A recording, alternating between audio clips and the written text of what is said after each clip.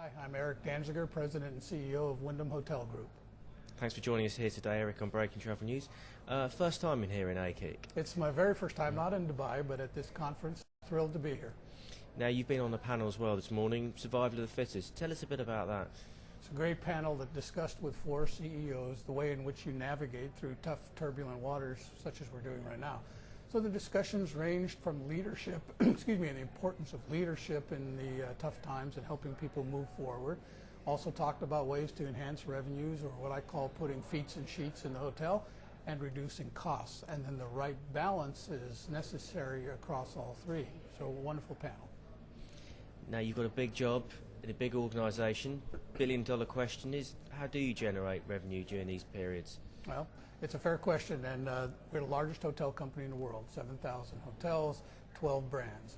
So how you first generate revenue is to be certain that each brand has clarity and identity, and that you are providing for customers what they want. You know, I use this description about the old days. You'd order a Bloody Mary and have a vegetable garden in the Bloody Mary, when all the customer really wanted was a good Bloody Mary. So I think the lesson for the companies are to be sure that the brand standards are such that are of high value to the consumer, and that the hotel company not only helps set those standards and enforces them, because a brand is a promise, but then on the cost side helps franchisees and owners by leveraging its fullest capacity to be able to, for instance, don't have 12 beds that you're buying, distill it down to 3 or 4 so you can get the best prices for beds, pass that on to the franchisees. So it's about aggressive sales, aggressive marketing. Companies today not fully utilizing the web are making a huge mistake. Customers live on the web, they do research on the web, they buy on the web.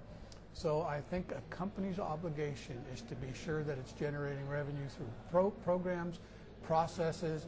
We get creative in our case because we're so large. We have a customer frequency program that ties all 12 brands together. You can get points at Wyndham just as you can Super 8. So you have to continue to innovate, come up with new ideas, but be sure that the dollars that are spent because they are appreciated and valued by the consumer, and not just another new idea. Do you think that hospitality industry as a whole, a lot of people are panicking almost too much, and they're cutting back their spending now to the detriment of the customer and also to the future? I absolutely agree that is the case, and in many times we've seen in history where you can cost cut yourself to be out of business.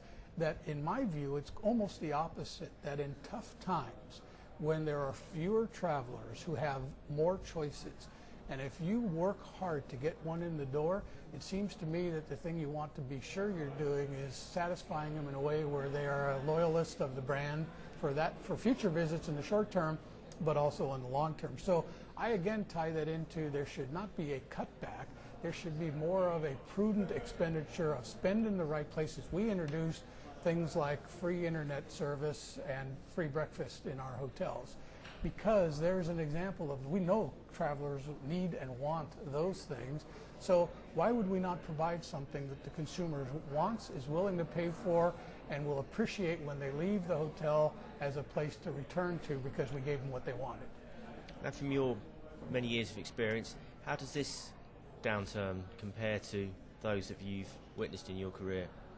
Well, having been around 38 years in the business, I've seen a lot of downturns, of course, and this is the worst. This is a little bit unique in certain parts of the world. Of course, it's more so than others. But I honestly also believe that for a hotel company, it is an opportunity. It is an opportunity to have growth opportunities, because if your brands are good and they're powerful and they add value, you are a better story to go out and get more hotels. But I also believe that this too shall pass, that downturns by definition means there will be an upturn. So I think that the important part is to recognize the business we're in, the obligations that we have to consumers and to owners, that as this turns, that you want to be sure that those relationships are intact, but it'll pass.